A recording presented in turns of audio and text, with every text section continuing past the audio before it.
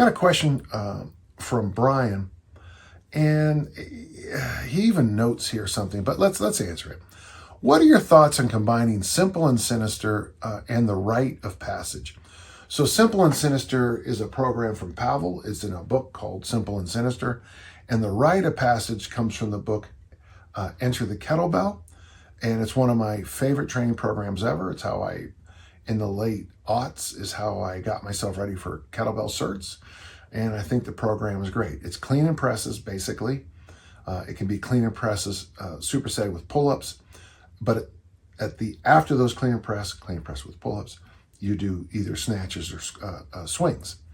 And I loved it. And I still think it's one of the best. It's in that pantheon of a handful of kettlebell workouts that I almost universally go, yeah, that's pretty good. Okay.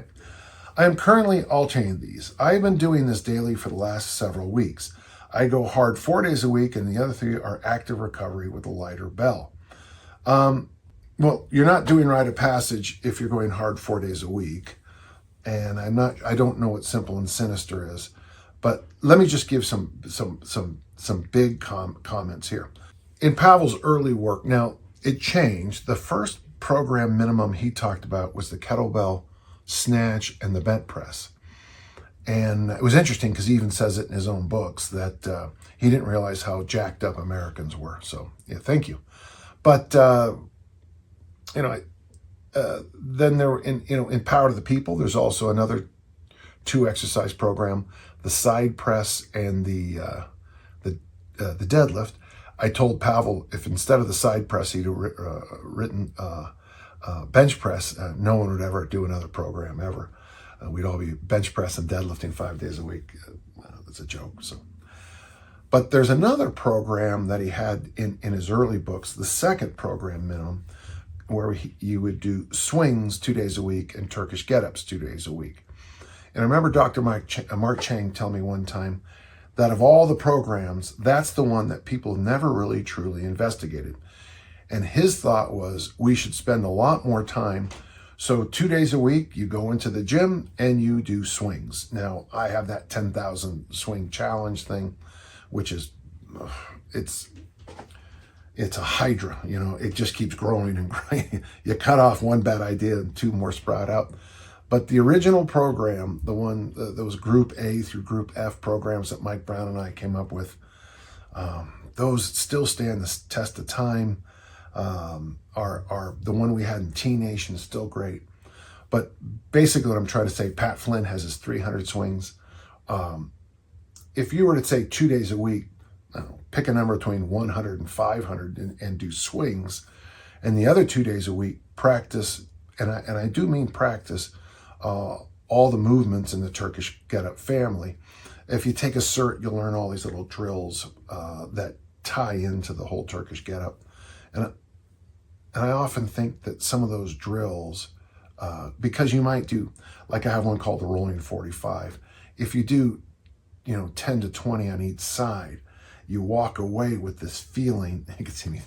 It's funny how I'll talk, and it's sad for those listening. I do the movement sometimes as I'm talking, which doesn't make a lot of sense. But 2 days a week you do the Turkish get-up, and 2 days a week you do swings. And I love that workout, and it was never truly explored. From there, after you got to a certain level of competence, you would slide over to the Rite of Passage, which is clean and press, and the pull-ups and the swings or snatches at the end. And you were supposed to have a heavy day, a light day, and a medium day 3 days a week. I followed the program as written. I've mentioned many times on the podcast that so I only had a 28 kilo kettlebell. And so the day I did the ladder, so let me review Rite of Passage for those. You don't know it. So I'll just give you the hardest day, what you're building up to. So you clean and press left the 28 once. You clean and press right the 28K once, or whatever you have. You do 1 pull-up. Clean and press twice, right hand, 2 pull-ups. 3 clean and press left, 3 clean and press right, 3 pull-ups. 4 clean and press left, 4 clean and press right, 4 pull-ups. 5 clean and press left, 5 clean and press right, 5 pull-ups. and you're expected to do 5 rounds of that for a total of 75 clean and press left, 75 clean and press right, 75 pull-ups, and then step back and either snatch or swing depending on the day. I'm not sure what the original program said, but I found for me, I put my snatches on the light day and I did my swings on the heavy and medium day. And one of the reasons I did that is because the light day, I always felt like I needed something a little bit harder to finish with. And the snatch, to me, is harder than the swing. Love that program. I have some friends who have been doing it a long time. One of my buddies is an RKC in California, and he told me we haven't seen each other once, we had a little email exchange about that's still his foundational program. And I'm thinking we're looking up on decades he's been doing that, which is pretty impressive.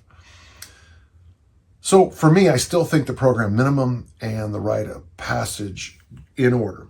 Program minimum with the swing Turkish get-up, followed by the rite of passage, until you pass, until you pass that.